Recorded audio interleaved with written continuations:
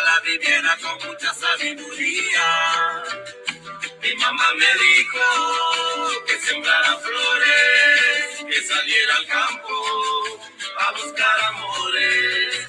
Mi mamá me dijo que sembrara flores, que saliera al campo a buscar amores.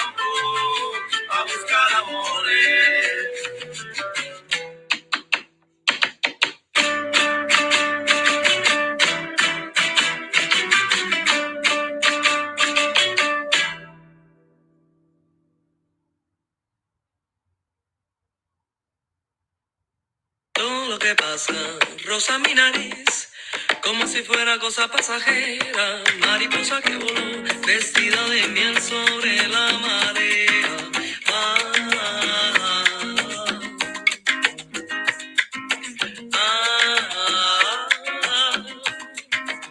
Lejos de aquí, vagan las penas tratando de hallarte a oscuras. Si oye ese rumor, puede ser el carnaval.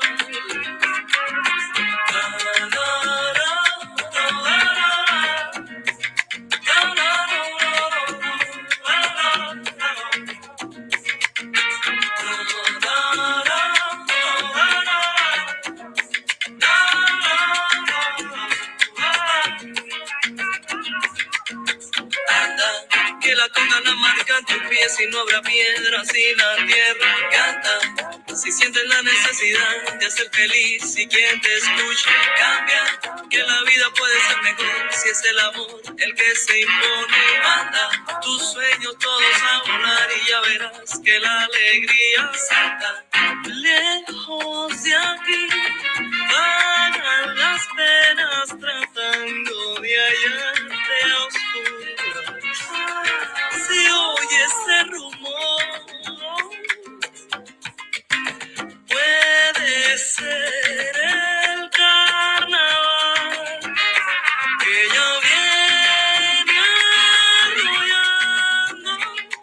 Se oye ese rumor que me domina y va entonando en su voz la poesía para cantarle al amor, para cantarle a la vida. Por eso anda, que la conga la marcan tus pies y no haga piedras y la tierra canta. Si sientes la necesidad de ser feliz y quien te escuche cambia, que la vida puede ser mejor si es el amor el que se impone. Manda tus sueños todos a volar y ya verás que la alegría salta, salta, salta, saltarina, salta, salta, saltarina, despacito ahora, suavecito canta. No, no, no, no, no te dejes, no, cambiando no, ni la mentira. Manda, manda el corazón, pum, pum, pum, pum, pum, pum, salta. No, no, no, no, no, no, baila esta conga pasajera que se lleva de la pena. Puede ser el carnaval.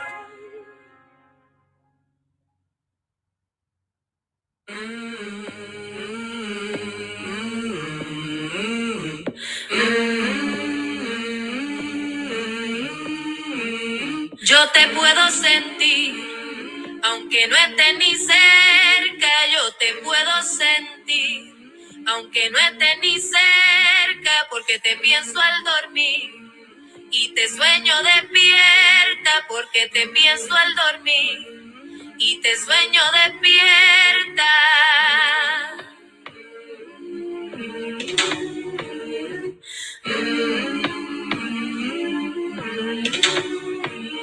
Todas tus luces me brillan y me alumbran por dentro. Todas tus luces me brillan y me alumbran por dentro. Y tus ojos me acuchillan cuando me los encuentro. Tus ojos me acuchillan el alma cuando me los encuentro. Ay, no me llames loca porque es así. Ay, yo que estaba entera y ahora estoy volando en cantos por ti. Por las curvas de tu boca quisiera recostarme, por las curvas de tu boca quisiera recostarme. Tú me recuerdas a cosas que no quisiera olvidarme. Tú me recuerdas a cosas que no quisiera olvidarme. Eres bálsamo que calma todo lo que me duele. Eres bálsamo que calma todo lo que me duele. Me acaricias con tus palmas y tú haces que vuele. Me acaricias con tus palmas y tú haces que yo vuele.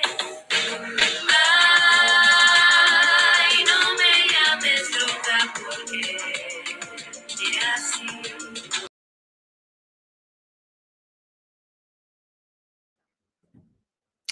Hello, welcome to everyone watching today, and thank you so much for being here tonight for EBSC's annual dinner. My name is Ella Banerjee, and I'm calling from the Southern Pomo and Grant and Rancheria lands in the North Bay. I'm the Community Partnership Coordinator at the Oral History nonprofit Voice of Witness, which is a community partner of EBSC, and I'm also a member of EBSC's Amplifying Sanctuary Voices project. We had been hoping that we would be able to meet in person this fall, but of course, as all of you know by now, the Delta variant had other plans in mind. And so while we wish we could be gathered physically in the same place today, we are so excited to be able to connect virtually with each and every single one of you tonight. We hope that even though you're calling in from separate places and separate homes, you'll still be able to feel the love and the connection that is our beautiful community. So we thank you in advance for your patience and your grace as we continue to build our skills with virtual tech platforms. While fingers crossed, we hope there will be no major technical glitches tonight. If you do need any help at any time, please feel free to text our number 510-423-3376. Again, that's the number to text if you have any tech needs at all during tonight's program. Now, it has been, of course, quite a year with the pandemic continuing and on so many ongoing challenges that our world is experiencing with immigration policies, structural racism, the continuing uncertainty for our community members who are fighting for a path to permanent residency, and so many horrifying developments in communities in Afghanistan, Haiti, and at our southern border. But amidst all these challenges, EBSC staff, volunteers, and community members have been showing up and continuing to do invaluable work in our community. Our multilingual hotline offers life-saving information. Our lawyers and our paralegals meet with clients in our parking lot. Our vaccine equity team is connecting with folks to help them access healthcare services. Our organizing team is fighting to protect TPS and DACA holders. Our Amplifying Sanctuary Voices Oral History Project is launching a climate migration initiative, and so much more. Like all of you, I am so humbled by the dedication and the resilience of our EBSC staff, clients, and community partners, like those who are honoring tonight. And I'm just so proud and grateful to be part of this amazing community. Tonight is a celebration, first and foremost. It's a celebration of refugees, of healers, artists, poets, and musicians who bring inspiration and beauty in our fight to protect immigrants and asylum seekers. Tonight, we'd like to start our program with a healing meditation and poetry from Naomi Ortiz. Naomi is a poet, an artist, and an activist living in the borderlands of Arizona. Her book, Sustaining Spirit, Self-Care for Social Justice, highlights the need for radical self-care for social justice activists. Her most recent work focuses on the intersection of climate migration and disability justice. Please welcome Naomi with me. Hello, everyone. Good evening. My name is Naomi Ortiz. As part of the disability community, I like to start with a quick visual description. So I have short, dark brown hair and silver hoop earrings on, and a black shirt with white embroidery on it. I'm joining you from the current and ancestral lands of the Atham, and also down the street from the Pasquayaki tribal lands in Tucson, Arizona. I want to uplift the history of this place. I actually went to Southside Presbyterian Church when I was a kid during the time that the sanctuary movement was in full swing here. I have a really distinct memory of going into Sunday school because I was a very little kid, and seeing all these mats laid out on the floor and people hanging out and talking and playing cards and resting, and just being so confused, like why people were sleeping in the Sunday school room. But little did I know that, all these adults around me were supporting Sanctuary. And that Southside Presbyterian here in Tucson is actually a founding member of the East Bay Sanctuary Covenant. So beautiful community and connection here across the country. So I'd actually like to begin tonight by inviting you to close your eyes if that's accessible and comfortable for you. And we're just going to take a deep breath together. And exhale. And I'd like us to take another deep breath, this time all the way down into your hips. And as you exhale, greet and honor the land where you are.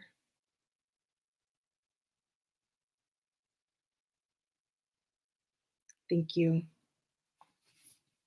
So many of us are migrants or children of migrants.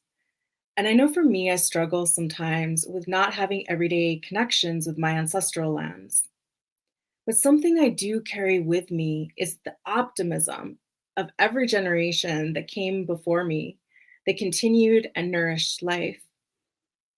I carry these ancestors with me wherever I go. This optimism, love, their tenacious spirits. The poem I'd like to open tonight with starts with a rhythm of the first thing we hear in the womb, a heartbeat. I begin the poem Benefaction by reading the word great 8 times to reflect the long legacy that I carry within my muscles, cells, and bones. You're welcome with joining me in tapping out this heartbeat rhythm at the beginning of the poem. Benefaction.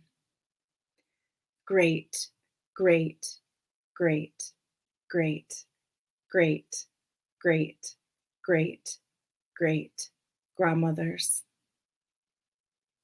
Nanas, they go where I go, carrying these instruments of creation, womb, paintbrush, spirit, pin.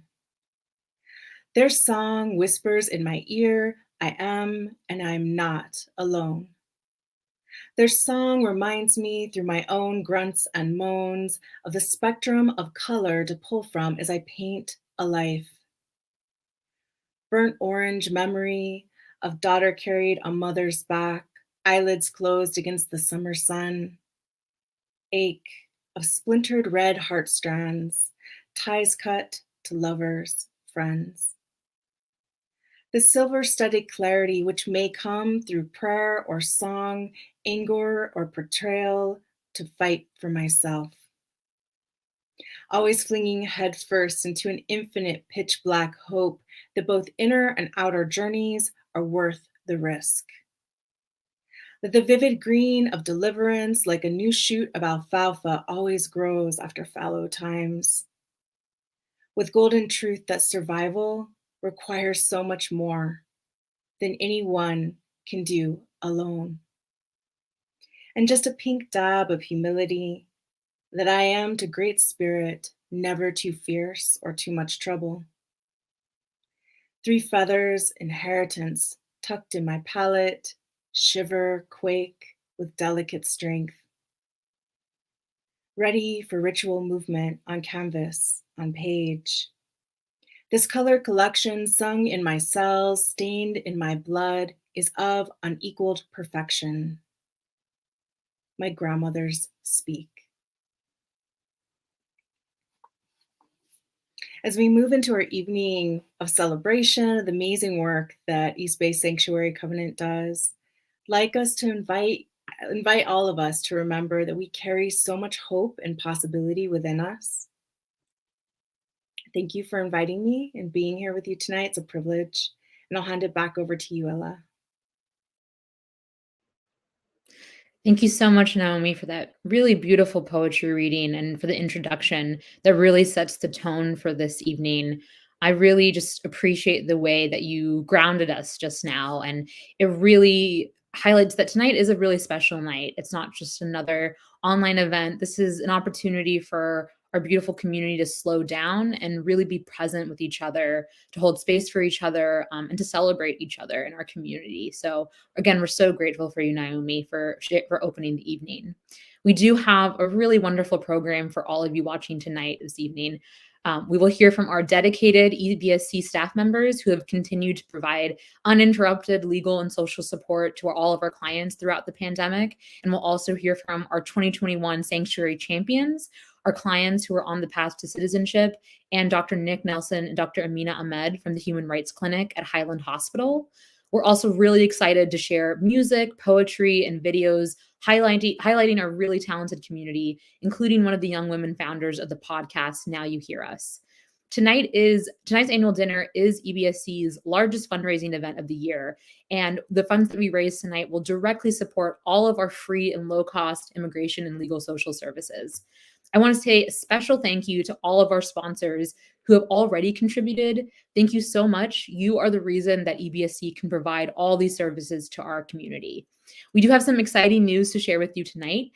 Thanks to the generosity of a group of EBSC supporters, the Jerry J. Wilson Memorial Foundation, Kathy Pugh and Josh Maddox and Chris Tiedemann, we are thrilled to announce that all donations made tonight throughout the program, as well as any donations made through the end of October, will be doubled up to $5,000. So you know that you can donate tonight knowing that your support will be doubled and will have even further an impact in the lives of our community members. We also have a very easy text to donate feature that makes sharing your gift with EBSC even easier, an even easier way to support our mission. It's as easy as sending a text. So for those who are tech savvy, I'm going to do it with you all. You can just send a text. If you open up your phone, go to your messages, just send a text to the number that's on your screen, which is 91999. I'm going to do that myself right now. 91999. And you can text the word EBSC to that number, just like that. You can see my phone. And you'll be sent a form that makes it very easy to donate. But if you're not as tech savvy or prefer not to use your phone, no worries at all. You can also email us at events@eastbaysanctuary.org or make a donation, online on the EBSC website, or even mail in a check, whatever feels most comfortable to you. Again, we're so grateful to all of you, our community of supporters, for helping make this work possible. There really is a transformative power in your support for East Bay Sanctuary Covenant. By donating, by providing support, sharing support with this community, it's a chance for all of us to be part of something that is so much larger than ourselves. So thank you again for your generosity and for showing up and supporting our EBSC community tonight. We want to kick off our program tonight by sharing a video testimony by Ana Flores. Ana came to EBSC as a teenager with her mom, and EBSC helped them to gain asylum and citizenship. We reconnected with Ana recently at our Vaccine Equity Health Fair, and she shared her story of going from asylum to citizenship to now working as a community health worker for La Clinica. So please enjoy this testimony from Ana.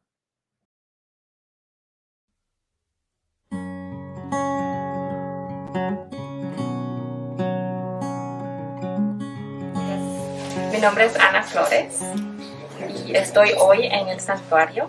Trabajo hoy día para la clínica dando vacunas para la comunidad de COVID y estoy en un momento muy feliz en reencontrar muchas personas que fueron parte en mi caso de inmigración y ahora poder tener la oportunidad de trabajar para la clínica.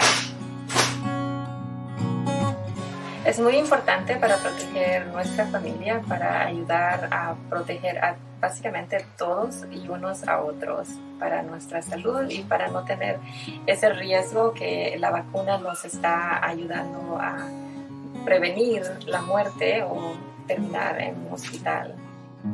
Estoy feliz porque estoy aquí en el santuario donde veo muchas personas que hace muchos años no vi. Es lindo tener tantas memorias y sentir ese honor de estar de nuevo aquí y saber que ellos fueron mis mentores para tener la oportunidad de hoy día trabajar en este país legal. Agradezco tanto de corazón de parte de mi familia, porque éramos una familia completa de Guatemala, en que nos ayudaron en todo el proceso y ahora tener esta oportunidad de poder trabajar, de poder tener todos nuestros papeles en regla. Para mí es tan lindo sentirme que soy ciudadana hoy día, donde puedo hacer contar mi voz, donde puedo hacerme sentir que mi voz cuenta, donde sentimos que es un país de libertad, que podemos votar sin miedo y podemos decir nuestros derechos también. Y eso es lo que más me orgullece, haber llegado inmigrante y ahora ser ciudadana, que puedo votar y hacer escuchar mi voz. Bueno, en mi trabajo tenemos muchos pacientes que llegan como no saber dónde empezar su caso de inmigración. Siempre los dirijo aquí al santuario y sí, es lindo que los pasos como nos dan y después no solo decirnos ya eres residente, sino que nos expliquen que también puede ser cuánto tiempo después puedes ser ciudadana. Y una de las ventajas es todas las cosas que puedes hacer cuando ya eres ciudadana, que puedes votar, muchas cosas diferentes, que puedes trabajar y ya no sentir ese miedo de inmigración, que me van a detener, me van a deportar. Esos son pasos que puedes encontrar también aquí, cómo orientarte, dónde puedes estudiar el examen, ir a escuela para practicar tu examen. para poder ser ciudadano. Eso es lo más lindo, saber que de tu país vienes huyendo de muchas cosas difíciles, pero al mismo tiempo sientes que recibes un regalo muy hermoso tener tu ciudadanía. Mi sueño es seguir dando la información a nuestros compañeros indocumentados que vienen llegando, y contar mi experiencia, cómo fue y cómo me ayudaron muchísimo a llegar donde estoy.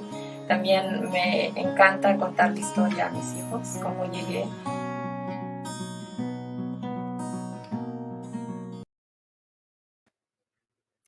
Thank you so much to Anna for sharing her story and her testimony with us. Anna's video testimony shows the enduring and really lifelong, long-term power of Sanctuary. It's a community of people like Anna who are doing whatever they can to help others and to give back to our community. Like many of you who've been to the physical offices of EBSC, I remember the very first time that I came to visit the EBSC office and just walking into that scrappy church basement, I immediately felt the power of that space and the love of that space, and immediately felt like this is a really positive place in the community that I want to be part of, and I want to be connected to all the folks who are working so hard here. I'm sure folks who are watching who've also visited felt that same power the first time you came into the EBSC basement. And so while the pandemic has made life more challenging in a lot of ways, EBSC staff and volunteers are still working so hard to provide services in whatever way they can. Our next video update is from the EBSC staff themselves, who can fill you in on how things have been going for them at the office. The last year has been an interesting one. We don't have as much capacity. I think given the situation that's happening in the world, everybody is stretched pretty thin. It has been difficult, and yet it also has been hopeful.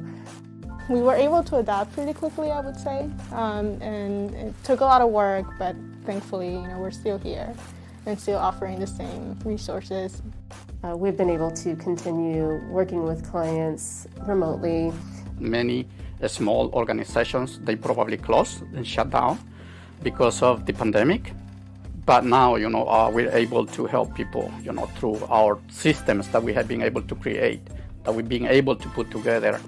So the things that I've been working is basically providing people referrals, on housing, cash assistance, tenants' rights, education, English programs, citizenship classes. As outreach specialist for the Vaccine Equity Campaign, I've been working a lot on our messaging and really making sure that it's tailored to the people we're serving, so that it's as accessible as possible. East Bay Sanctuary Covenant has had a long history working with clients who are highly traumatized and who are very marginalized.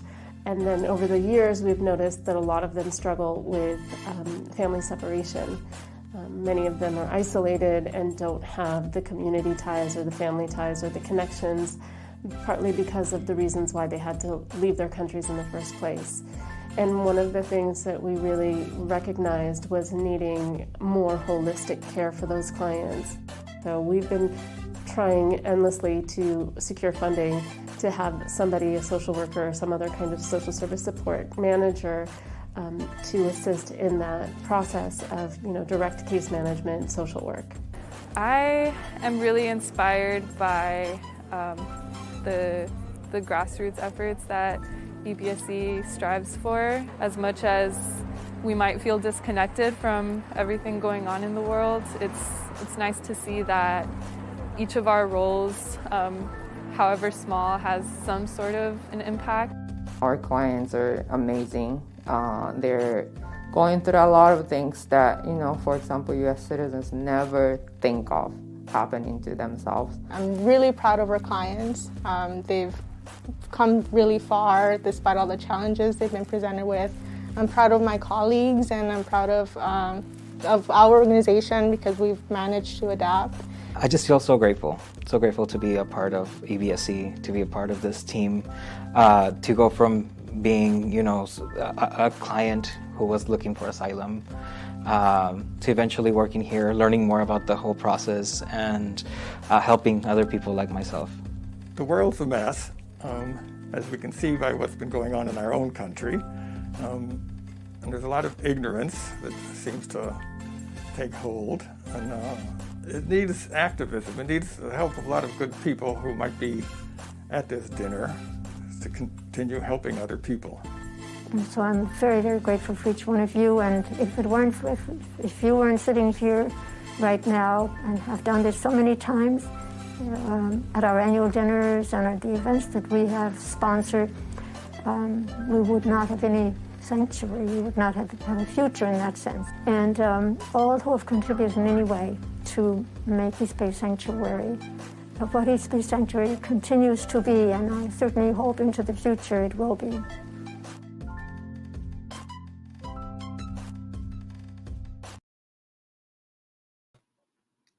Hi, everyone. Thank you for joining us today. I'm so glad that you guys got to see what our work has been like in the last year and a half now throughout the pandemic.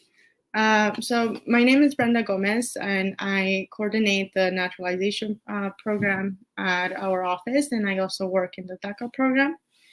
I came to EBSC as a student intern in 2017, and when I graduated, I decided to join EBSC full-time. And I'm also a DACA recipient myself, so the work that we do here is very personal to me, and I'm just really happy to be a part of this organization. I think, we collectively do great work, and I'm really happy to be a part of it. And well, since joining EBSC, I became a Department of Justice accredited representative, which means that I not only help our clients apply for citizenship, but now I'm also able to represent them at their interview. And well, as you may imagine, the previous administration made it very difficult for clients to become citizens.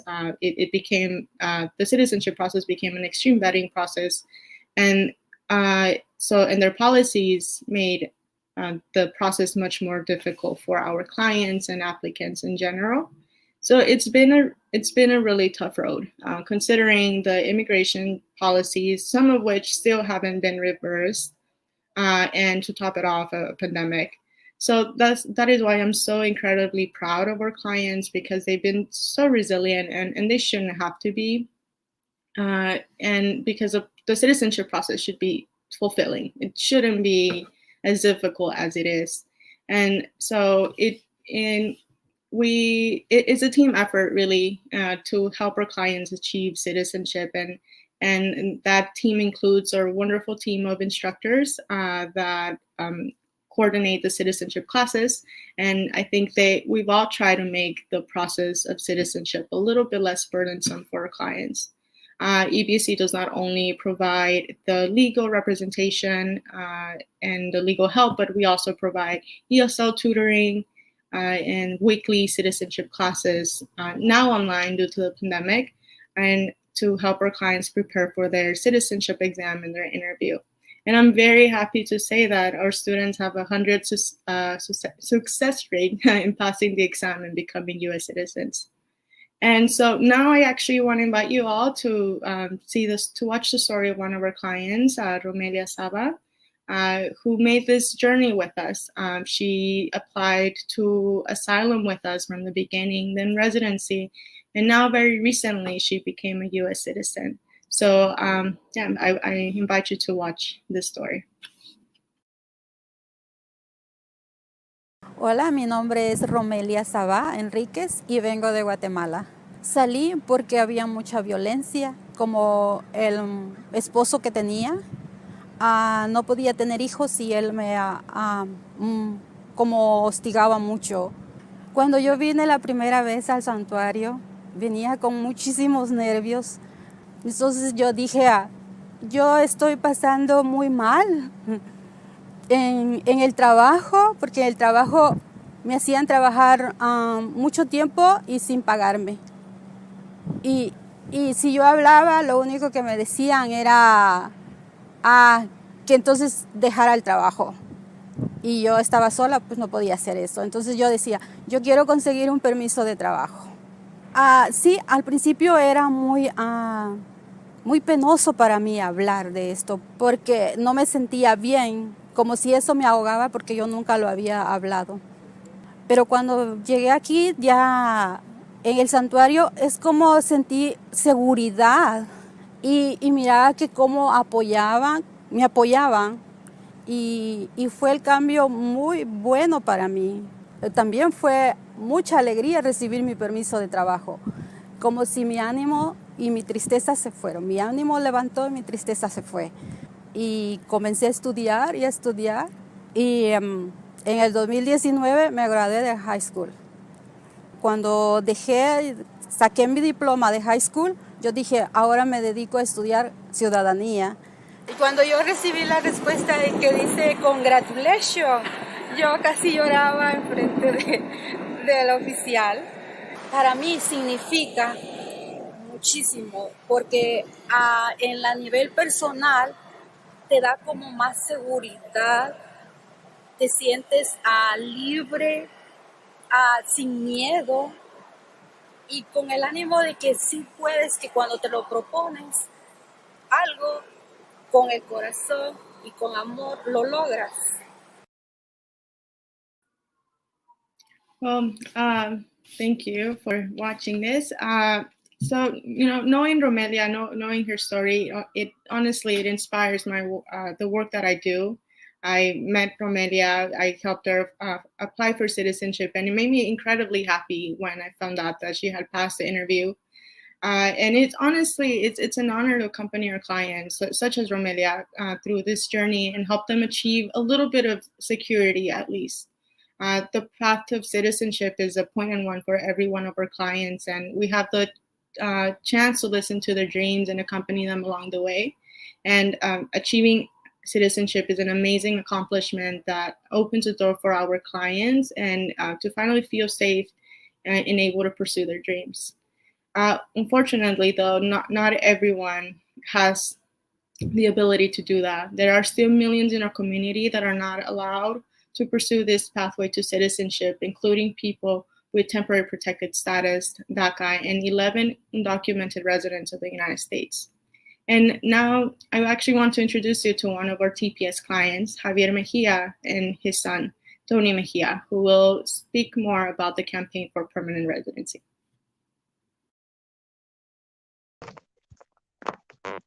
Hello, everybody. My name is Javier Mejia, and today I want to talk with you about why I fighting to becoming a USA citizen. So, my wife and I grew up in El Salvador during the Civil War, and in 2001 we decided to come into USA. In that moment, I have a children with 2 years old. For me, it was very hard because I left out behind to me my house, my family, and everything in my country. In that moment, I was 29 years old. So after many years of the violence in my country, we cannot going back because it's a lot of violence.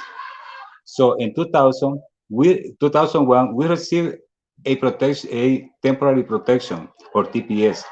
The TPS allow us to have a permit job, Social Security. And at the moment, I decided to work in 3 different jobs, 3 different jobs. And we feel like our sacrifice work in the moment, because in 2002, we buy a small house, but we lose the house in 2008. But me and my wife, we never give up. We are still working hard until in 2012, we buy a second house. That one is my house where we live right now. So now my older son, Javier Mejia, he's 24 years old, and he is TPS holder too. My little son, Tony, he's 12 years old, and he's a USA citizen. He's my hope. So we have 21 years living in the Bay Area without a citizenship.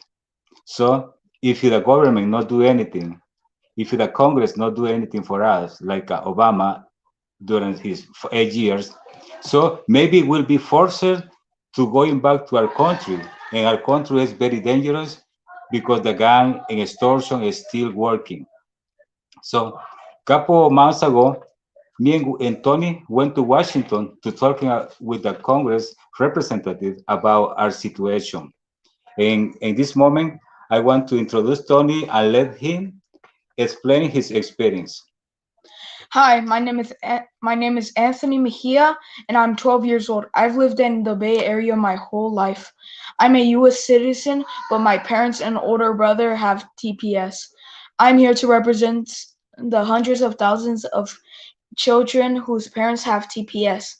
I'm afraid to lose my parents, and my parents are afraid to lose me. Of course. If my parents and older brother don't get citizenship soon, they're gonna be sent back to a dangerous country. We need citizenship so our family doesn't get separated. My dad and I went to Washington, D.C. to meet with the Congress. We went to all the marches. It was so sad seeing how many people need this, how many people could lose all of their progress that they made over the years. I talked a little bit with the representative of Nancy Pelosi and talked about the same things I'm saying right now. I feel like we're getting really, really close to getting citizenship. We can't lose all of the progress that me and my family have made. Thank you for supporting me and my family and all the other people with TPS. Thank you and goodbye. Thank you so Thank you so much, Javier and Tony, for sharing this your story. And yes, you're right, Tony. We do need citizenship. We need citizenship for those with TPS, DACA, and or 11 undocumented residents of the U.S. And EBSC is actively campaigning with our partners at the NorCal TPS Coalition and others. So please join us in urging Congress to include a pathway for citizenship for TPS, DACA, farm workers, and others in the budget reconciliation package. Thank you. Thank you so much, Brenda. And thank you to all of our incredible community members who just shared their powerful stories with us. And really, it's our privilege to get to hear those stories. And it's our privilege to be in community with each of you. We're so grateful for Romelia, Anna, and all of our clients who have made that amazing journey to citizenship. And of course, we're still so grateful and fighting for Javier, Tony, and so many other families who are left living in limbo as they fight for the dream of citizenship and long-term protection. Now it is my great honor to share a little bit about a project that's very close to my heart, which is the Amplifying Sanctuary Voices project at EBSC, also known as ASV. ASV is a community-based oral history project housed at EBSC that has two main goals. The first one is to facilitate arts-based workshops that help immigrants and asylum seekers find creative expression and healing. And the second goal is to promote empathy and action in the broader society around immigration policies and through multimedia exhibits and events. One of our collaborations has been with the filmmaker, Shabnam Puri, who is developing a documentary film called No Separate Survival that features two of our EBSC community members. One of the unique aspects of this film project is that it gives cameras and equipment and training directly to our narrators, so to our clients. So they are not just the subjects of the film, as often happens in other projects, but rather they get to be the creators of their own narratives. As part of this process, Shabnam and her team are working with EBSC to facilitate workshops for our community members so they can develop and share their own stories in a myriad of ways. I'm really excited to share with you now a short video that captures some of this process featuring EBSC client and narrator Irma Gallegos.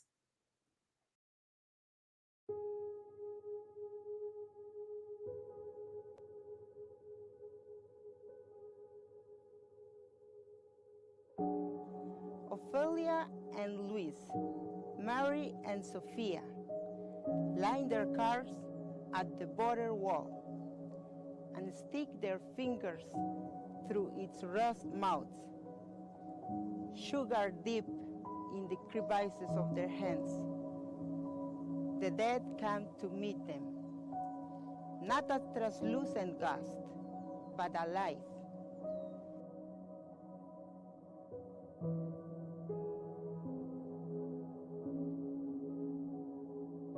Yo soy de México, del estado de Guanajuato. Me gusta como lo relacionado a las artes, porque me atrae mucho cuando miro pinturas o me gusta la música clásica. Cuando yo era pequeña, éramos de muy bajos recursos, que recuerdo mi mamá y mi papá no nos compraban juguetes, nosotros teníamos que hacerlos. Yo nací con una condición, dijo el doctor, congénita, en la que no sabían si yo era una mujer o era un hombre. Que toda mi vida yo me estuve escondiendo. Una vez que crecí, empezó a haber muchos problemas de violencia con todos a mi alrededor, y entonces es algo muy horrible porque se junta todo lo que te dicen con tus propias preguntas, y de pronto dices, ¿quién soy? ¿Qué soy? Yo sabía lo que mi familia iba a sufrir por defenderme. También nos iban a atacar, ¿verdad? También sabía cómo ellos se iban a sentir por todas las burlas o el bullying que les iban a hacer a mis hermanos en la escuela. Cuando era joven, recibía puras insultos. Todo era verbal, ¿verdad? Pero cuando ya, después de mis 20, ahora no nomás era verbal, ahora también era físico.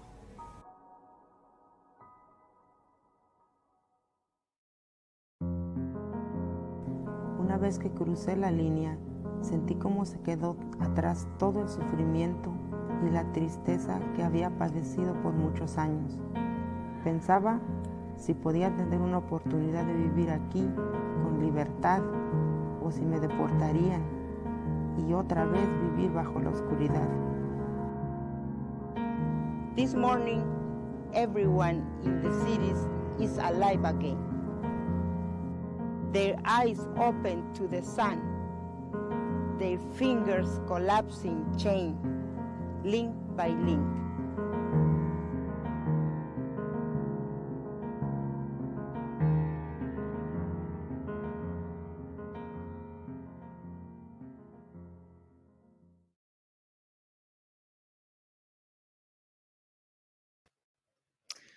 Wow, thank you so much to Irma for sharing her story, her voice, and her art in that video we just watched. And I also want to say a big thank you to Shabnam and her team for leading these workshops where people can connect with and express their creative voice in community with others. And that's really what the Amplifying Sanctuary Voices project at EBSC is all about. It's about creating space so that our community members can be the narrators of their own stories so that they can tell the narratives of what it's like to be someone who is a refugee, an immigrant, an asylum seeker. Often our narrators and our clients, there are stories told about them, but they lack, context. They're told by other people. But with this project, we really want our clients to be the narrators. They're the ones who get to tell their own stories in their own words, using their own art and their own perspectives. And they really are the experts of their own experience who we should all look to create change. So we're very grateful to partner with Irma and other narrators who are part of these workshops and to the film No Separate Survival. Definitely stay tuned for updates from EBSC for when this film will be released and celebrated. It's now my very great honor to introduce our next speaker, whose name is Pavi, who's part of the ASV team. Born in Afghanistan, Pavi fled her country when she was just 9 years old. Pavi lived in Iran for 4 years, where she cared for her 3 brothers, and then made her way to Greece, where she lived for nearly 2 years, both in the notorious Moria camp on Lesbos as well as in Mytilene. In 2019, she and her brothers reunited with her mother in Germany after 4 years of being separated and living as unaccompanied minors. Pavi currently lives and studies in Germany and is the host of the Now You Hear Us podcast with Youth Unmuted, which is one of our ASV partners. Pavi is a writer, a photographer, and painter, and she hopes to continue incorporating her art with her passion for women's rights and justice. Pavi has been on our ASV leadership team, contributing her artistry, her voice, and her passion for our project over the past 2 years. I'm now very delighted and privileged to share this excerpt from Now You Hear Us, the podcast, as well as original poetry and artwork performed by Pavi herself.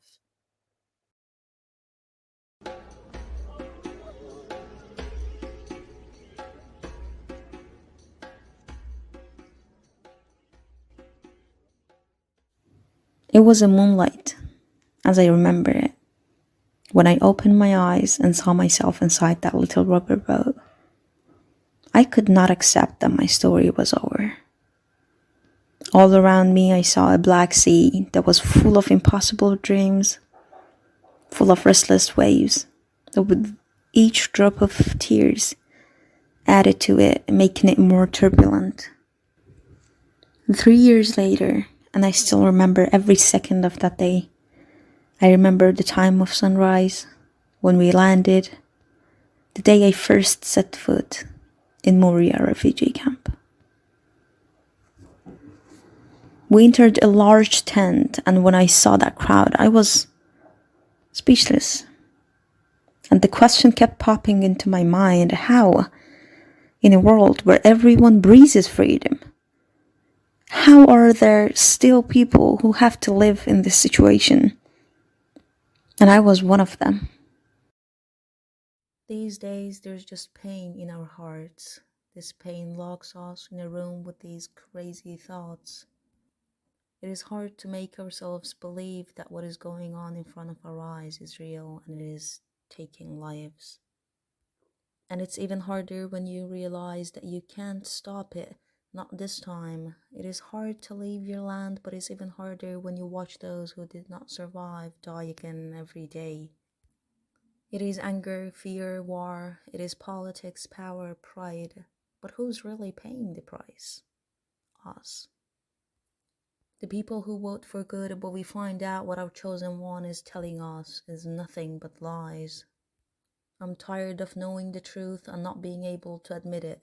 Not at my school, not even at my own home. I'm tired of watching kids laying in blood. I'm tired of seeing crying faces of mom, daughters, women who won't survive this time. These days are full of pain, knowledge, wishes that haven't come true. These days I see myself drowning in thoughts that will never leave me to live until I die. These days I feel powerless, but I can't pause. These days I feel weak and strong at the same time. Weak because I can't stop these broken glasses from cutting and creating broken hearts, and strong. Strong because I have a voice that might change the future for all of us. I'm nothing more than a voice, but I'm alive. I am nothing more than a human being, but I'll not be silenced for the sake of all of us. And it makes me hopeful when I realize I'm not alone. You hear us. I'm alive and heard by people who care and will care about us. We're out here doing what makes us feel good, or doing what makes sense to us. Life in all of its goodness and ugliness has brought us to this time, and we observe and react, we listen and answer back, and that is why I'm a part of Now You Hear Us, to be heard, to listen, and to answer back to all of the events that should have never happened, to all the wrong that will never be right until the day I die. I swear to live and not just be alive.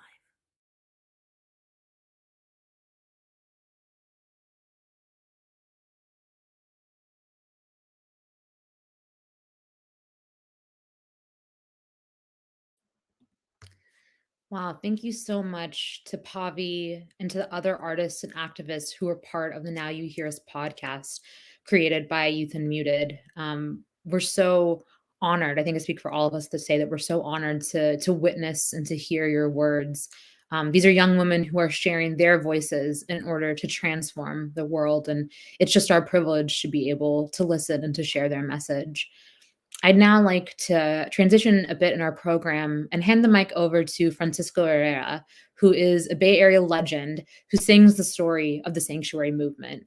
We're so honored to have him here tonight with us, sharing a brief song now and a mini concert at the end of our program. So please join me in welcoming Francisco.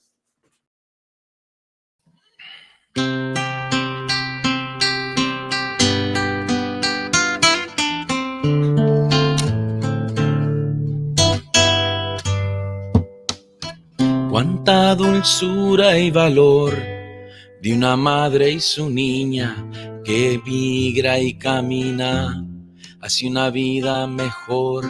If this is really the home of the brave, may our gates now be open, for you had the courage to walk through a perilous fight with a child in your arms. Our children are sacred, nuestras niñas son sagradas. Our children are beautiful, bellas son. Our children are a gift, son el regalo más amado. Our children are sacred, sagrados son.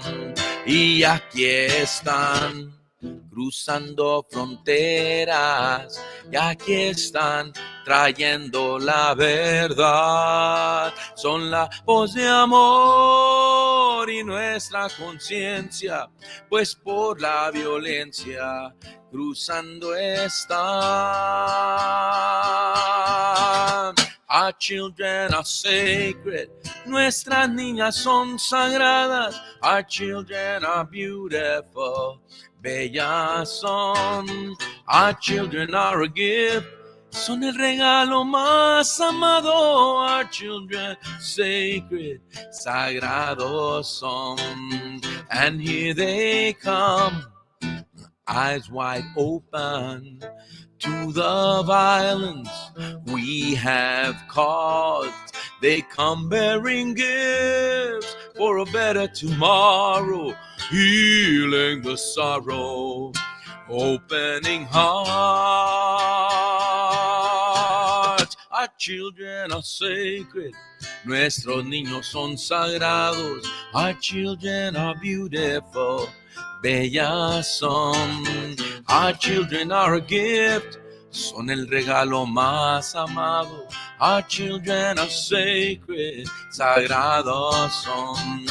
Y aquí están, llenas de esperanza y una vida con ganas de amar, pues son las maestras, doctoras, artistas, madres ingenieras de un mundo de paz. Yeah, our children are sacred, nuestras niñas son sagradas. Our children are beautiful, bellos son. Our children are a gift, son el regalo más amado. Our children are sacred, sagradas son. Our children are sacred, we welcome and embrace the family, yeah, and give them a love. We declare sanctuary, yeah, building bridges, not walls. Sanctuary, we all belong to the earth. All children are sacred, yeah, sagrados son, por eso vamos a cuidarlos, quererlas, amarlas. Sagrados son, our children are sacred, nuestros niños sagrados son. Our children are sacred, nuestras niñas sagradas son. Our children are sacred, yeah, nuestros niños sagrados son.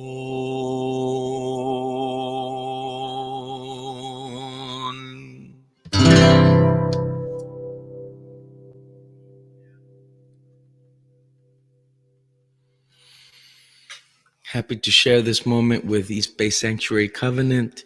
So many, many years, so many, many sacrifices, so many joys and triumphs, and life-changing experiences for all of us. Thank you very much, East Bay Sanctuary Covenant. We're still in the midst of tremendous struggles. My wife alone has got 90 people she's talking with at Louisiana Detention Center, where they're denying everybody's real fears, real evidence of political torture and abuse. But we continue in the struggle. Thank you, East Bay Sanctuary Covenant, for being here.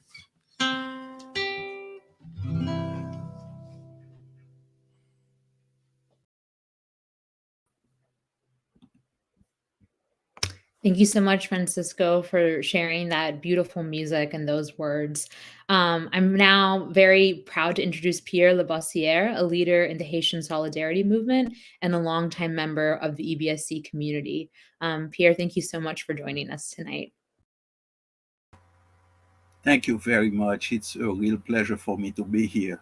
And I'm seeing some reflection from my glasses, so my apologies. I have to keep them on to see the screen. Just want to say thank you to EBSC. Thank you to Sister Maureen and the incredible team at EBSC for all the great work that you do. We in Haiti, the people of Haiti, are very thankful for your presence. Not only the asylum seekers, not only those who have managed to make it out of Haiti itself, but the ones who are in Haiti, who benefit from the great support that EBSC, in its work with the Haiti Emergency Relief Fund, has been able to provide for the people in Haiti directly on the ground. I want to present my congratulations to Dr. Ahmed and also Dr. Nelson for the great work that they are doing, because one of the projects that EBSC is in solidarity with through the Haiti Emergency Relief Fund is the University of the Aristide Foundation, University of Dr. Aristide Foundation. And this university has trained over the years, since it was shut down and reopened. It's been 4 graduating classes since its reopening in 2011, which Sister Maureen attended the reopening. It has graduated 523 doctors, 116 nurses, 46 physical therapists, and 40 human rights attorneys who are serving the people of Haiti. And the doctors, I'm proud to say, have been there. The doctors, the nurses, the physical therapists have been there providing support to the survivors of the earthquake, the recent earthquake that has occurred in the south of Haiti on August 14th.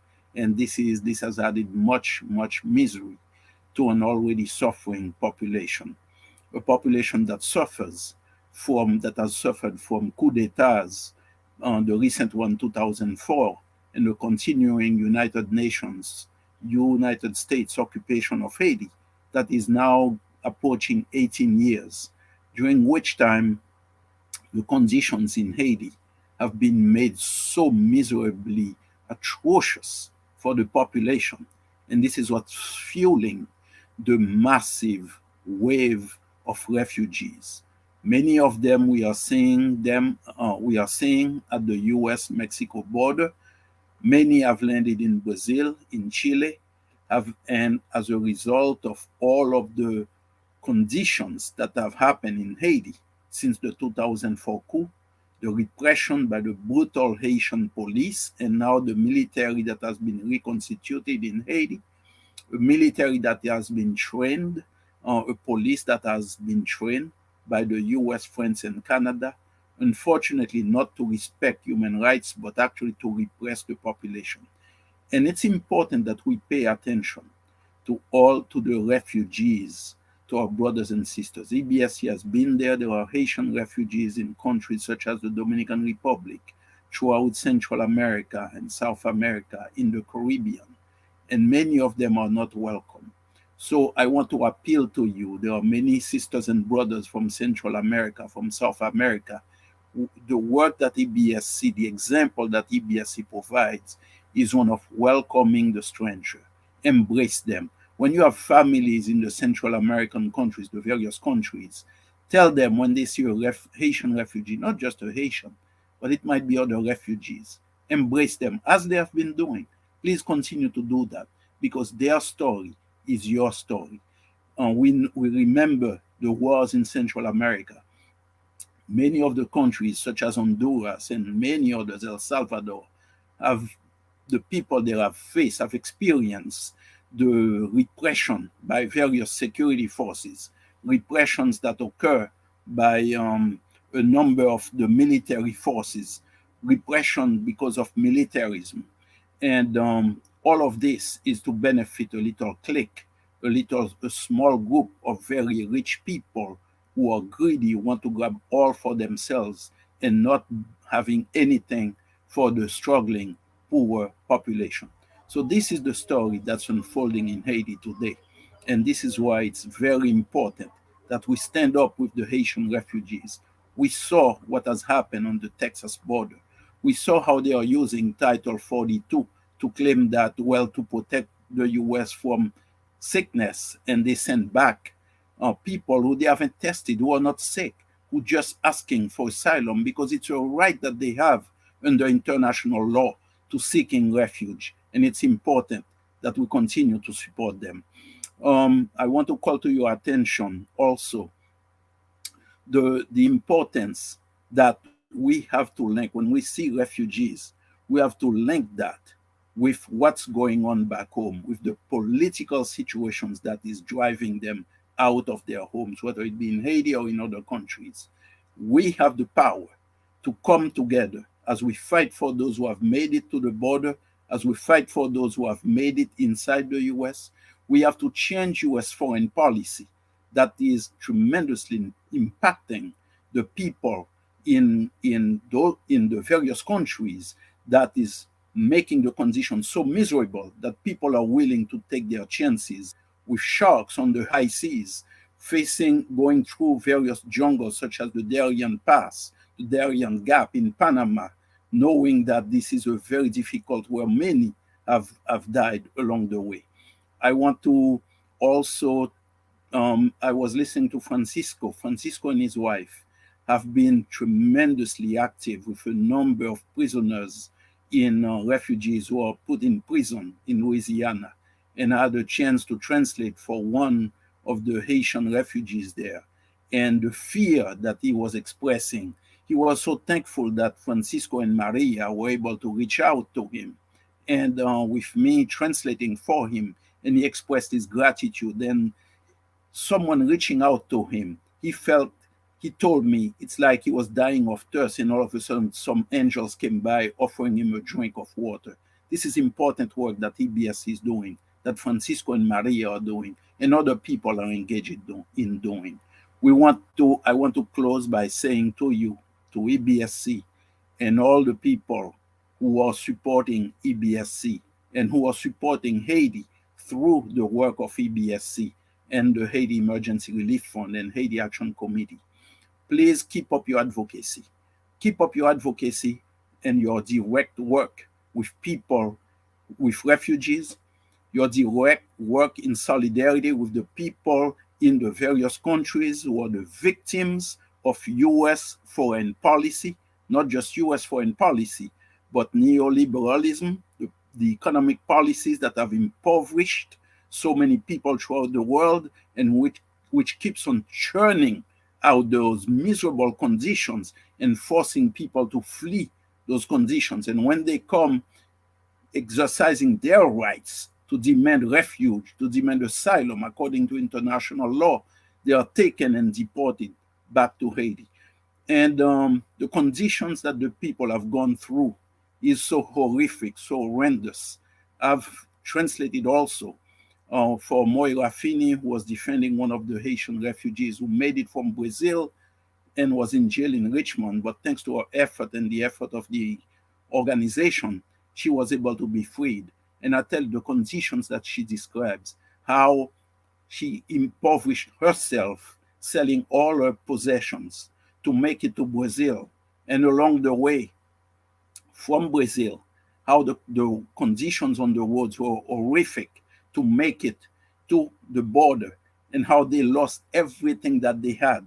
And now some of them who have been returned to Haiti, they are saying they sold everything, and now they, without paying attention to their stories or investigating, they've been put on planes and flown back into a country where deadly gangs, they call them gangs in the US press, but these are really death squads that are being trained, supported, financed. Haiti makes no weapons. Those guns are coming from the US into Haiti, where they are landing in the hands of death squads, which the press calls gangs, but they are death squads connected to the Haitian government, supported unfortunately by the occupation, the US UN occupation that is supporting them, and they are killing our brothers and sisters in Haiti to take over their lands, to take over their homes, to make them stop demanding better wages, better working conditions for themselves and their families, really imposing them into a state of slavery.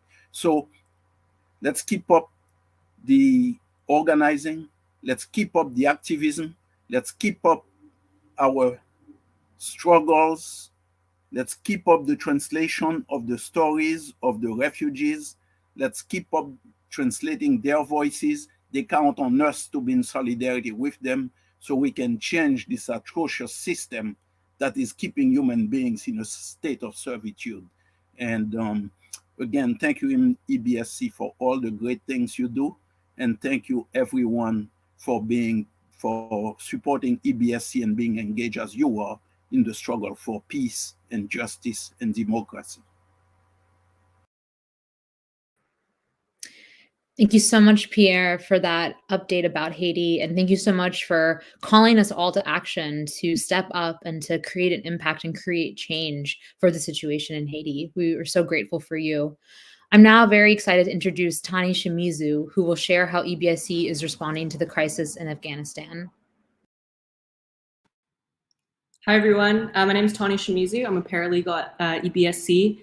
I wanted to say, I think Pierre's words were kind of the perfect transition for me to share about the current efforts at the sanctuary to provide support in light of the ongoing humanitarian crisis in Afghanistan right now. So first and foremost, of course, everyone at EBSC wants to express our solidarity with the people of Afghanistan and our ongoing commitment to support all of those who are fleeing violence and persecution, of course, from all over the world. So we're currently in the process of collaborating with various organizations, including the Afghan Support Project at the Parza Quality Center, and also the Afghan Innovation Foundation, in an effort to hopefully extend our services to those individuals currently in need of legal assistance. So this is an ongoing project and plan. And so currently, we're looking to assist Afghan nationals who are in the United States on humanitarian parole that are looking to apply for work permits. But of course, as stated previously, everything related to immigration is kind of an ongoing and ever-changing process and ever-evolving. And so, as we continue to, look into this whole situation, we will obviously adapt the ways that we're going to provide aid and services. And also, as our capacity changes throughout the coming months and likely years. So we'll kind of constantly be reassessing the ways in which we can provide support to these clients. So we're also hoping to organize our community to provide other types of support in the resettlement process. This could include obviously helping newly arrived Afghans access social services. And so our team is currently kind of formulating various ways that we can raise the resources necessary to do this kind of work. So please be on the lookout for future fundraising efforts. Of course, every donation makes a massive difference. And as always, we really appreciate the ongoing support from our entire community. So yeah, with that brief little note, I'll hand it back to Ella. Thanks so much. Thank you so much, Tani, for that update. And thank you to Francisco, Pierre, to Pavi, to all our EBSC staff and clients, and to all of you who make all this possible. Now it's time for a short donation break in the evening. So if you've been inspired by all the stories and the voices and the updates that you've been hearing tonight, and if you are able to make a financial contribution, we encourage you to go ahead and text EBSC to 91999. You can also go online to donate or also send a check if you prefer, or donate through the event page. So right now, I'm very excited. You can see the screen next to me, our event thermometer. So this reflects all of our sponsors and all of your contributions leading up to tonight. Thank you all so much for your contributions and your support. We are so close. You can see we're so close, right at the top of that thermometer for our goal of $80,000. So before tonight's dinner, we already raised over $69,000 through contributions from our sponsors and from all of you. Thank you so much again. And now I'm very excited to say that during the dinner, in the last hour or so, we've raised an additional $1,844 that has been matched. So that means that we are now at $73,595, which is just incredible. So thank you so much to everyone who has donated and supported so far. Thank you. You can see some of those names on the screen. Thank you to Latitude High School, to Thomas Blair, the Flora Family Foundation. Thank you to Owen Thompson Lastad. Thank you to Carolyn and Tony Scar, Dean Wheatcraft. It's really exciting to see these names come in because these are just all the people who are part of our community and who really believe in the mission of EBSC. So again, you can text EBSC to the number on your screen, 91999, or go to the donation page on the event page to share your support with EBSC. And keep in mind that all donations up to $5,000 are being matched tonight and through the end of October. So it really is the perfect time if you're wanting to share with EBSC and wanting to show support, your gift can go double this until the end of October, which is really incredible. And really, giving is one of the most powerful things that people can do right now to show support and solidarity for the community. You get a chance to become part of our larger community, and as you can see, the work that EBSC does is really life-changing. It makes such a difference in the lives of real people who are fighting for their families, for their futures, for their dreams. EBSC does all this work through the support that you provide to us. So if you're looking to make an impact in your community, this is the perfect way to do so, knowing that you are directly supporting people and supporting the transformation of lives. I want to share just a personal story of my own. I'm a graduate of UC Berkeley, and as an undergrad, I lived in a little student apartment. It was actually right across from where EBSC and the Berkeley Free Clinic is on Durant. And I used to walk past that parking lot with the Berkeley Free Clinic every single day to go to campus for about 3 years. And in all that time, in all those years, I never realized that I was walking right past the EBSC basement. I never knew the power that was happening, the community that was happening right there, that I was just walking past casually every day headed to class. And I'm just so grateful that a few years later, through my work at Voice of Witness, I got the chance to finally go to EBSC and connect with the incredible team there. And I'm just in awe of the work that EBSC does. And EBSC means so much to me, both professionally and personally. And I'm just grateful to be part of this community. So now is your chance to show your gratitude for the community, your support, to show that you want to help fight for change and transform people's lives. Now's the chance to double your impact, to go online and donate. We just want to say thank you so much to all of our sponsors. EBSC couldn't do its work without you. So thank you all for being here tonight. And with that, I want to now hand it over to EBSC's managing attorney, Kavina Singh, who will introduce our 2021 Sanctuary Champions. All right. Hello, everyone. I have the great pleasure of introducing our amazing honorees, Dr. Amina Ahmed and Dr. Nick Nelson. I come from a family of medical professionals, and so I grew up spending too much time in doctors' offices and walking around the halls of hospitals. So I can see why Amina and Nick wanted a change of scenery, but I think they got more than what they bargained for when they started volunteering at the sanctuary. Both Amina and Nick have a clear dedication to working with survivors of trauma and torture, having been instrumental to the growth, development, and success of the Human Rights Clinic at Highland Hospital in Alameda County. Amina has been collaborating with the sanctuary for almost 20 years, when, as the medical director of Survivors International in San Francisco, she gallantly put up with the demands of our Michael Smith, director of refugee rights. She continued to tolerate him when she moved to become the director of the Human Rights Clinic.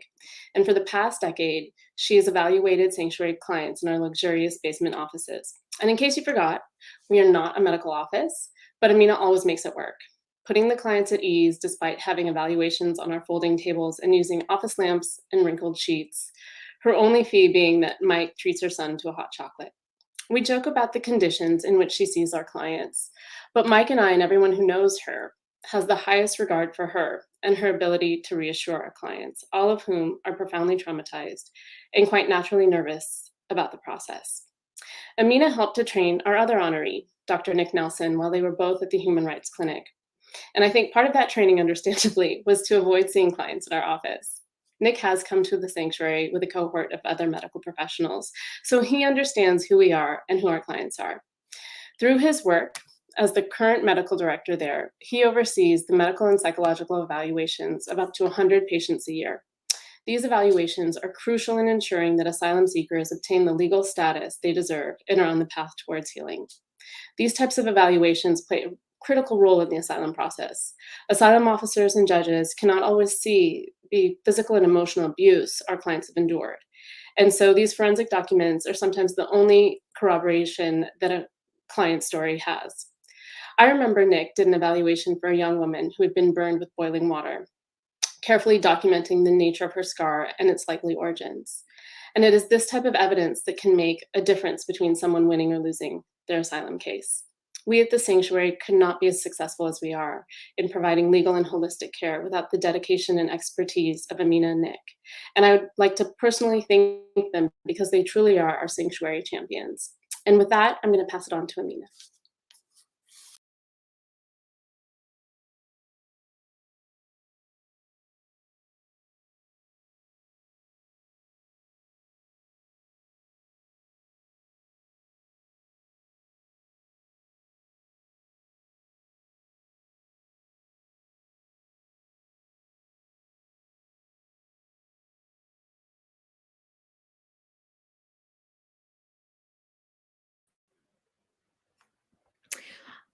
Thank you all for your patience. I think we're having some technical difficulties with Dr. Ahmed, but I'm very excited to be able to share with you, to introduce Dr. Nick Nelson, who's part of the Human Rights Clinic. So excited to pass the mic to you, Dr. Nelson. Sure, thank you very much. I'm just overwhelmed by this event tonight. It's an extraordinary honor to be invited here. I really appreciate everyone who's come and donated. And I've been humbled and inspired by all of the contributors tonight, by their poetry, their music, and their advocacy. I just managed to stop tearing up after Francisco's song, so I think I'll be on an even keel. We'll see. So I took over the Human Rights Clinic at Highland from Amina almost exactly 10 years ago. And at the time I had, as Kavina was alluding, almost no idea what I was getting into, but fortunately there was an extremely rigorous period of training that was conducted over the course of a single evening with Amina and Mike Smith and a glass of wine in Amina's kitchen shortly before my first clinic. I've had a lot more experience since then. And it's really been an incredible gift for me to be involved with this work over the last decade. In the last 5 years, especially with the help of an incredibly competent and dedicated staff and a core of volunteer physicians, we've been performing more than 100 forensic evaluations in support of asylum seekers every year, and many of them are clients of EBSC. We do most of our work in Oakland. We've also done several trips to evaluate people being held in immigration detention facilities around California. We've conducted trainings for doctors, psychiatrists, and other clinicians who are interested in getting involved in this work at Highland, and we've published some original research on Eritrean asylum seekers living in the East Bay. Before I started doing this work, I really did not anticipate that I would be able to use my medical training to help people who were fleeing torture by corroborating their accounts with hard evidence. And in the process, I've been allowed to earn the trust of the extraordinarily diverse group of people who use our clinic, who represent many different communities in the East Bay. And I'm continually inspired by their strength and their resilience. They've taught me a lot of different lessons, all of which have made me a better doctor than I was before. I'm just one person speaking tonight, but I want to acknowledge that all the other people who contribute to our clinic. Specifically, I'd like to recognize our clinical and administrative coordinator who make everything run, the residents and other physicians who volunteer their time and skill to evaluate patients in the clinic, and our parent organization, Alameda Health System, which has shown steadfast support for our clinic since it was founded in 2001. As you've already heard from other people, if you didn't already know this, the asylum process takes a really long time. I've been doing this long enough now that I've seen some people make it through the whole thing.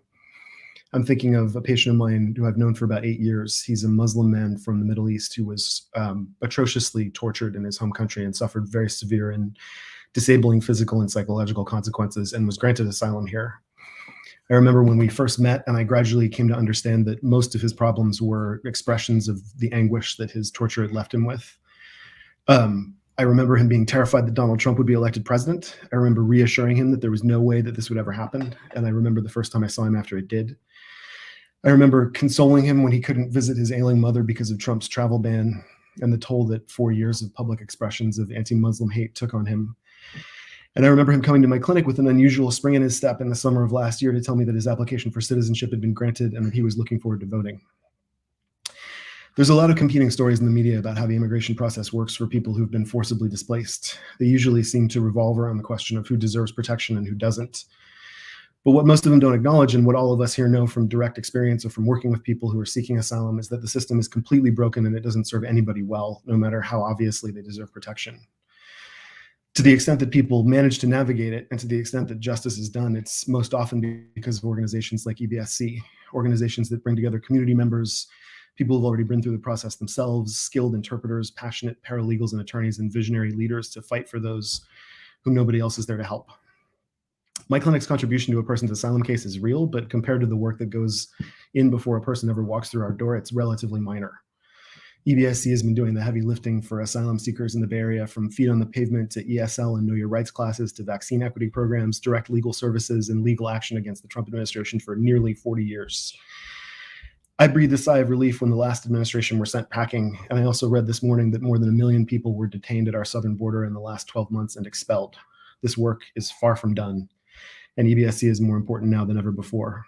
In an age of unprecedented migration, much of it, as Pierre was saying, driven by our own government's destructive foreign policies, they deserve all of our support. So I want to end by expressing my gratitude for this invitation, my admiration for everyone at EBSC, and my hope that their critical work will continue until it is no longer needed. May we all live to see that day.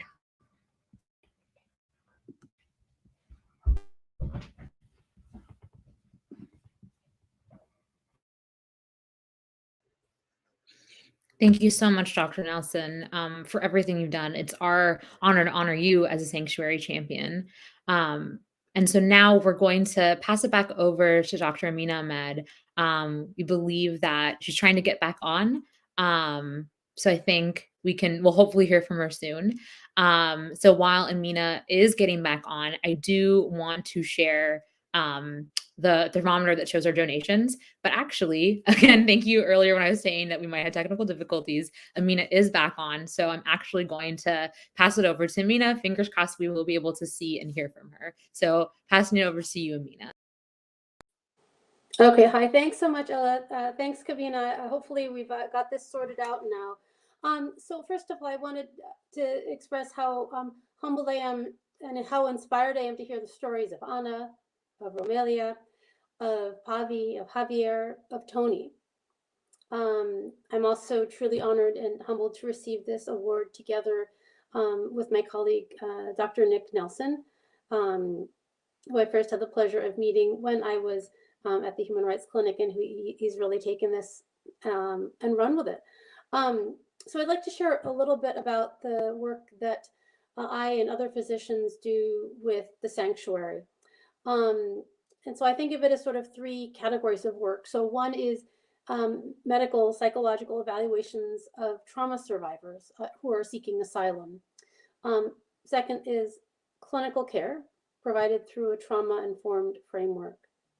And finally, it's the work of training young physicians, sort of training the next generation of physicians. In terms of the first of these, asylum, most trauma survivors don't come with affidavits that are signed by the spouse who raped them. They don't come with signed affidavit from the police officer who harassed them and jailed them because they were trans and walking down the street. They don't come with affidavits signed by the family who forced them to undergo female genital cutting when they were a child or a teenager. But yet they bear the scars, the physical and psychological scars from these experiences. So the work of forensic evaluation, and this is how I first got into this, is a way that trauma survivors who are applying for asylum can provide evidence that they can then use in support of their application for asylum. And then as physicians, our role is to bear witness, one, to listen, to acknowledge, yes, I believe you, I hear you. And then secondly, from the medical legal standpoint, to provide expert witness testimony that then these people can use to support their asylum claims in court. So the second is clinical care. So this is providing care in places like the Human Rights Clinic, which I was very fortunate to have the opportunity to work in for several years. And this is listening. This is understanding that sometimes people want to talk about what happened, sometimes they don't. And this is also, sharing info with our colleagues. The next is teaching. So teaching the next generation of doctors about the health effects of trauma and teaching about how social and political factors so profoundly affect health. And I think that's a really important role. And I know this is something that I really am thankful to Nick for doing these past, over 10 years now. I wanted to express thanks. So first I wanted to thank Vincent Iocopino. I know he's not here tonight, but he is a physician who trained me in this work and who opened my eyes to this work at a time when, this was in 2001, I didn't know what was going on. I didn't know that torture was a contemporary problem. I didn't know that physicians were involved in advocating for an end to torture or treating torture survivors. I didn't know any of that. And he offered me the opportunity to learn more. So I'm very thankful to him for that. Second, I want to thank Thad Wardowski. So he was my predecessor at the Human Rights Clinic. He founded this clinic a few years before I came on. And he started this amazing place where torture survivors and trauma survivors and refugees and asylum seekers can get the medical care, the psychological care that they need.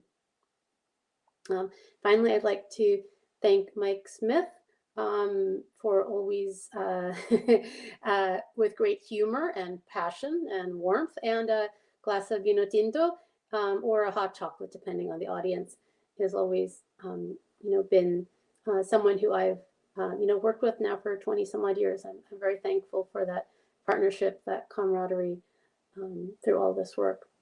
And most importantly, I want to thank the survivors who've trusted me with your stories. So I wanted to wrap up today by sharing a story from someone I interviewed years ago. He actually is someone I met when I was traveling with Physicians for Human Rights, and my work wasn't supposed to include talking with trauma survivors. It was supposed to be a survey of physicians. But he came up to me and he said, "So you work with torture survivors. I need to talk to you." He literally almost grabbed me and pulled me away. And we spent most of the afternoon, with me listening to him. And he was a physician himself who had been arrested, jailed, and tortured. And I'll just share a little bit of what he said to me, which is part of why I find this work so meaningful. So he said, "There are so many stories. You're the first person I've told this to. I haven't told my wife or brother." So this was someone who had been through a particularly humiliating experience. And so he had just told his family that he just didn't come home for the holidays.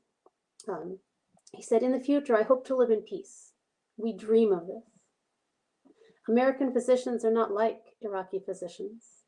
They have a voice, and they can say whatever they want to the government. So they are in a good position to prevent abuses if the government tries to impose them. Write down my name. I hope my words serve as human rights documentation in order that others may read or hear my words and not go so far in abusing each other." Thanks again very much for honoring me and allowing me to do this important work. I've got to say, I gain from this, I think, more than I give. Thank you so much. Thank you so much, Dr. Ahmed, for those words. And I'm just so grateful that you were able to work with us on all those tech challenges, because I'm so glad that we were able to hear from you and in your own words to learn more about the important context of your work, about that power of listening and teaching and witnessing. And thank you for honoring through you the survivors that you work with. So a very big thank you to Dr. Ahmed and Dr. Nelson for your inspiring words and for your dedication and support of survivors and asylum speakers. And I want to say thank you to all of our speakers tonight who shared their creativity, their art, their testimony, their voices, and their stories to help us at home, to connect with the spirit of sanctuary. So before we wrap up tonight and enjoy the rest of Francisco's concert, I would like to I'd like to unveil our event thermometer. And as you can see, we have now made it to $75,981. So we're very close to our $80,000 goal. This includes a total of $2,850 in matching funds from just tonight, which is incredibly exciting that we've been able to raise so much just in this last hour and a half together. Remember that we have this amazing match happening right now. So every donation up to $5,000 will be matched tonight through the end of October. So please continue to text EBSC to 91999 to donate. You can also donate through our event page, as well as sending a check, old-fashioned mail style, to EBSC. And I really just want to say thank you to every single person for your financial support. We've heard from a lot of stories today from individuals, from people like Anna and Romelia and Javier and Tony. And I just want to acknowledge that those are individuals who are part of our community, but Eve Space Sanctuary serves over 10,000 people every single year. And each of those people represent a story and a family and a future that someone is fighting for. So it's not an exaggeration to say that your donation truly makes an impact on thousands of lives. It truly supports and stands in solidarity with the work of EBSC. So we want to say thank you to everyone who is able to donate and able to support and able to show your solidarity for our community. And we can know that none of us are alone in this together, and we've got each other's back. So I'm now very excited to introduce someone who really needs no introduction. I think we all know her, but Sister Maureen Dagnan, who is the Executive Director of East Bay Sanctuary Covenant. So very excited to pass the mic over to you, Sister. Ella, thank you for being such a wonderful MC and supporter of ours. I would like to ditto everything that Ella has said in terms of thanks, et cetera, but I just want to I guess, highlight a few people or a few groups. So EBSC has much for which to be grateful for. And first of all, I think of our sanctuary family, our supporters who have accompanied us on this journey beginning in 1982. And some of you are still here, I imagine, tonight, and you are celebrating your 39th dinner with us. Sadly, and maybe not so sadly, because it's beautiful, if it has been remote. I would like to thank our board members, our very faithful board members, all of our staff, our volunteers, our interns, all of you who serve day by day, and especially our beloved community, our clients, who come to seek a place to lay their heads so often and to seek sanctuary. Somebody gave me a quote not very long ago, and it says something like this, that service is the rent we pay for the privilege of living on this earth. I thought that was wonderful. It's the rent we pay for living on this earth. And EBSC, I think, has paid its rent many, many times over. And I think right now, especially of our staff, who have who due to your support, the support of our community, that our faithful community, our 29 staff members and 29 contractors who each day effect change in the lives of many, many of our people. And this is the sanctuary they offer. A great friend of mine defines sanctuary as a flame that keeps burning because it is fueled by a common ethic based on love. It's a love that motivates, that pushes us to take a stand against any kind of cruelty, any kind of violations of human rights. And that's what sanctuary has been and is, of course. As we, one of the, you may not know this at this stage, this is our 39th annual dinner. So logically speaking, 40 is coming very soon. So as we enter our 40th birthday, which is coming in 3 months, my dream for Sanctuary, for EBSC especially, is that we may keep the fires burning and that our doors may remain open always as a welcoming space for the immigrants and the refugees, for anybody who comes to our doors. As I complete these few words, I would just like to spend most of my day with seminars, prayer, a wonderful time with my community. And no doubt Pope Francis's voice came in there to speak to us. So Pope Francis, of course, is very devoted to refugees. He decries the situation on the border. He decries so much, which is so negative. And the ecology is very much his Laudato Si, an encyclical he just wrote very, very recently.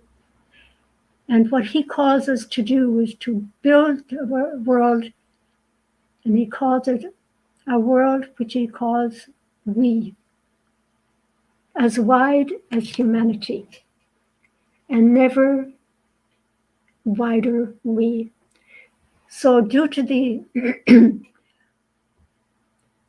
division in this country and in the world, Pope Francis wanted to call us today to a world of we, as wide as humanity, and never wider we. This is probably the shortest homily he has ever given, but it speaks volumes. So today I would just like to thank everybody here, everybody who has ever touched our basement, everybody who is from Arizona, as I'm the Sanctuary Movement in Arizona, and so many other places. We are in solidarity. And I am so grateful, I'm so honored to be here to celebrate our honorees and so many of the people, especially our clients, our community of hope, who certainly can be honored. And I almost forgotten Lisa Hoffman and your amazing team of such talented volunteers who have choreographed this remote presentation, our annual dinner, for a second year. So my hope is that it was wonderful.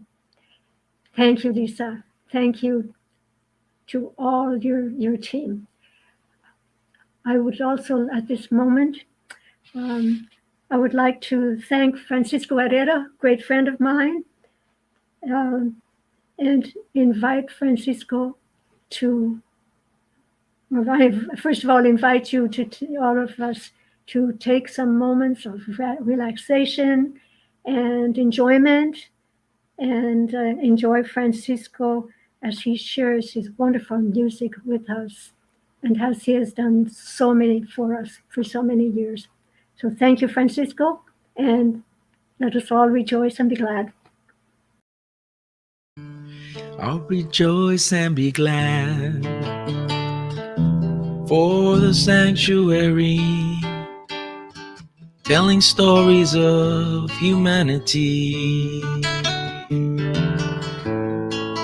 I'll rejoice and be glad for the dark of the womb, where the love becomes life, where we come, me and you. Oh, rejoice and be glad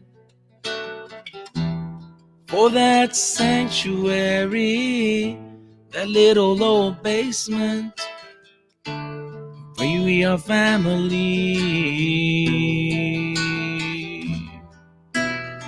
I'll rejoice and be glad with some pupusas at hand, con salsita de tomate y curtido.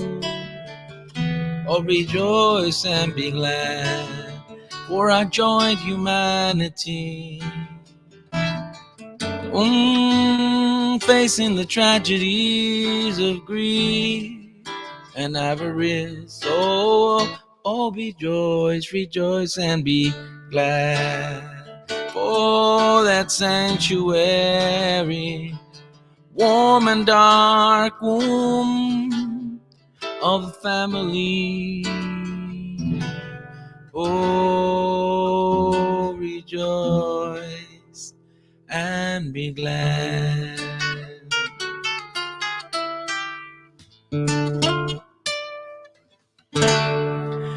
So I want to tell you a story of the early mid 80s when Sister Maureen was over there in El Salvador doing a lot of great work.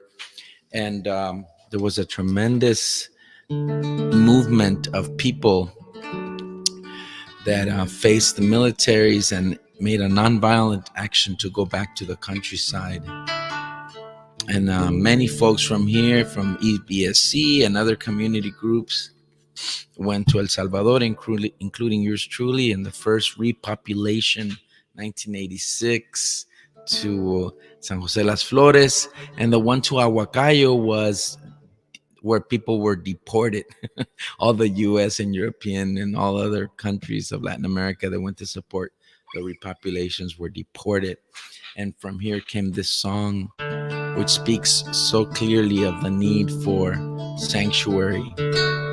Though the bombs may always threaten and the soldier hold the gun, we have come to plant a garden, and our freedom has begun.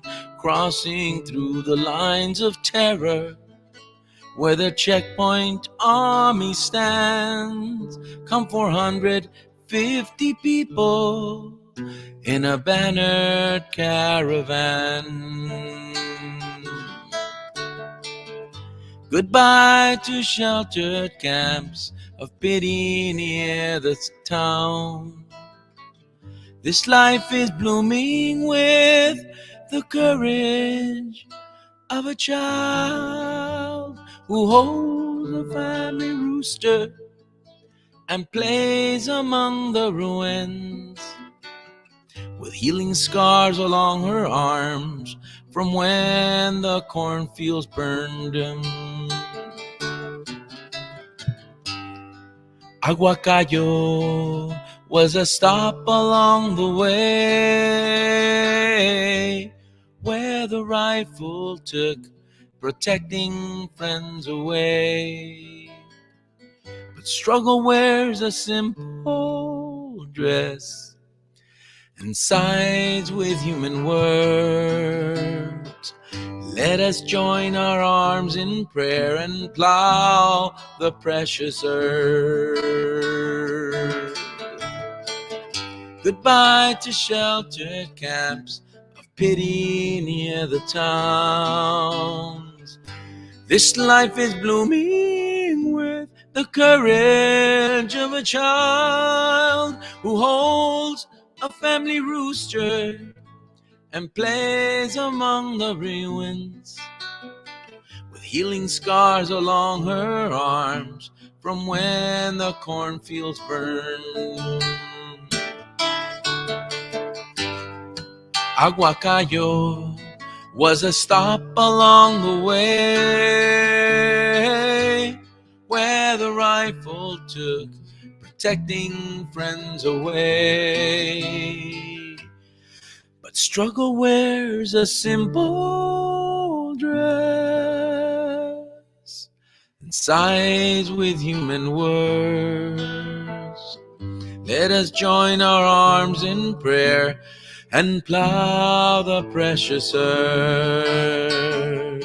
Let us join our arms in prayer and plow the precious earth.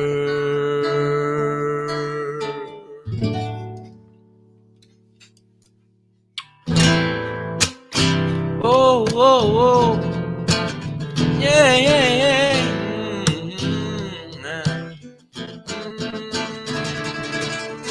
Oh, oh, oh. Pueblo, pueblo. Now this one you can also sing along. Pueblo, pueblo. Yeah. Ah, ah, ah. Canta tu canción. That's it. Oh, pueblo, pueblo. Canta tu canción. Yeah. Try it. Oh, oh. Pueblo, pueblo. Pueblo tú, pueblo yo. Yeah. Ah, ah, ah. Canta tu canción. The first word of oppression is shut up. Be quiet. Don't tell mommy. It's our little secret. Don't tell the union. Don't tell the boss. Don't tell anyone. Be quiet. You are nothing. You aren't. Oh, oh, yeah. The first word of liberation is speak. Tell your story. Sing your song. You are, you are, you are. Somos. Yeah, yeah, yeah. Oh, oh, oh. Pueblo, pueblo. Pueblo tú, pueblo yo. Yeah. Ah, ah, ah. Canta tu canción, porque no hay muro que detenga tus ganas de amar. Yeah, desde Argentina hasta Canadá. Oh, oh, oh, oh, oh. Pueblo, pueblo. Yeah. Ah, ah, ah. Canta tu canción. Yeah. Sigues cruzando las fronteras y los valles, los desiertos, los ríos, cerros y canales. Solo tú sabes lo que has tenido que sufrir, y así persistes construyendo un porvenir. Yeah. Ah, ah, ah, ah. Pueblo, pueblo, porque no hay muro que detenga tus ganas de amar. Ah, ah, ah, canta tu canción. Ni violencia que detenga tu libertad. Oh, oh, oh. Pueblo, pueblo, como el agua, como el río, regresas a tu hogar. Ah, ah, ah, canta tu canción. Yeah, yeah. Te veo vendiendo naranjas y sandías debajo de los puentes día a día, sembrando flores, cosechando amores, haciendo vida por donde quiera que vas. Oh, oh, oh. Pueblo, pueblo.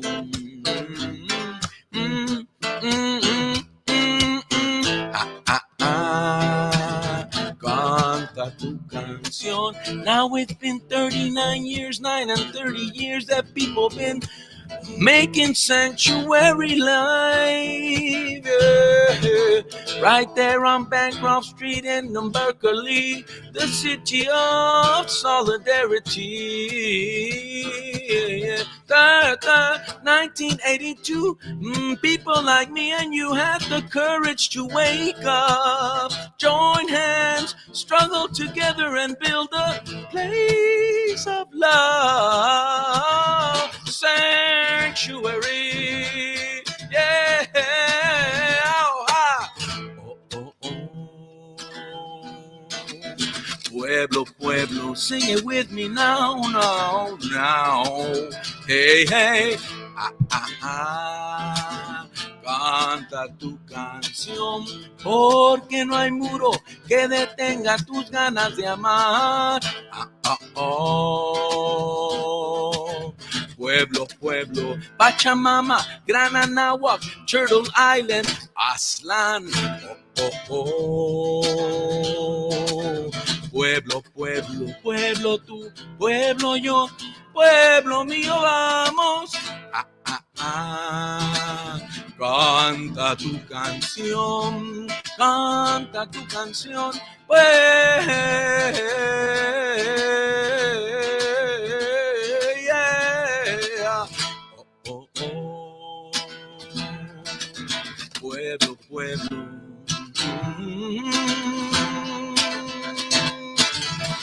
Ah, ah, canta tu canción.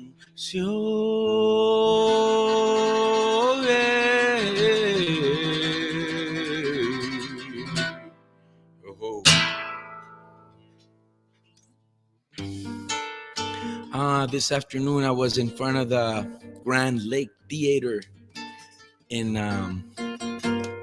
Oakland, and I got this T-shirt there that says, "Ask me why should I care about Julian Assange?" For release this wonderful journalist who's been in prison for telling the truth. Julian told the truth of the war machine. It's getting late in the hour. Don't waste another minute to speak truth to power. Julian stole the truth of the war machine. The machine that's made us all run, made us all hide, made us all cry. Build on so many lies. Don't waste another minute to speak truth to power. Julian told the truth of the war machine. It's getting late in the hour. Don't waste another minute to speak truth to power.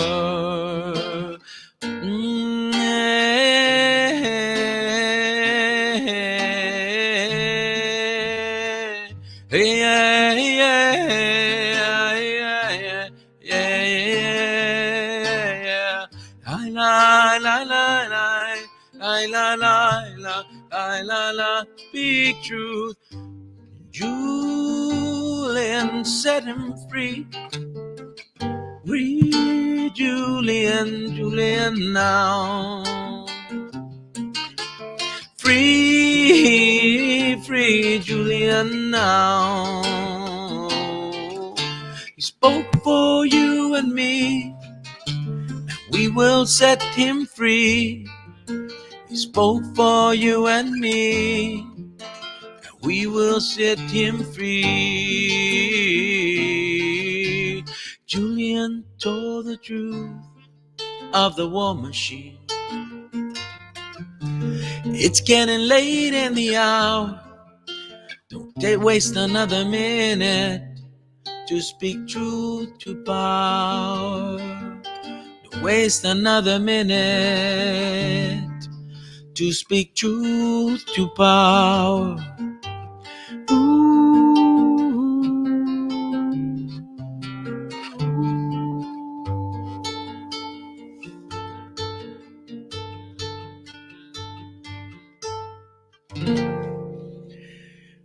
Words by Dennis Bernstein, my colleague, and with whom I have the privilege to host Flashpoints on KPFA Fridays at 5.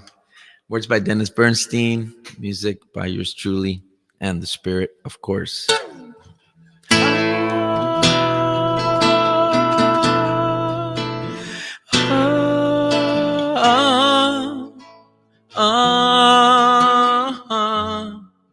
Na na na na na na.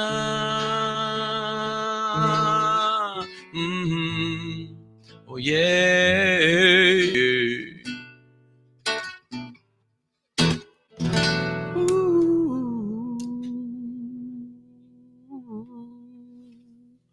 This last song is a song of love for EBSC and all the families doing that work of liberties. What the Spirit gives us. We are children of that spirit of love. I got the spirit to rise through the pain, and my heart will remain in God's hand. Resilient.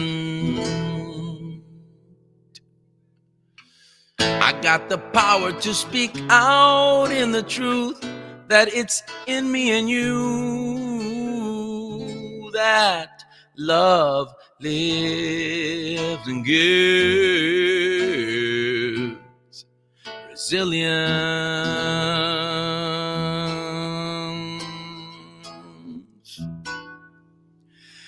Prophetic is love, oh breath of life. Prophetic is love. It makes me take a stand. I will stand in the palm of love's hand, 'cause I know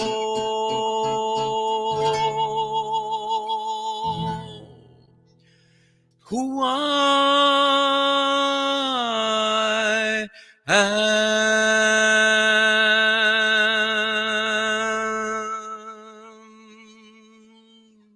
La la la la na na na na na na na na.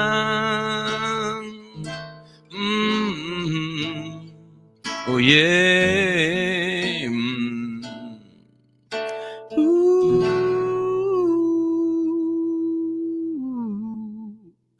Hey.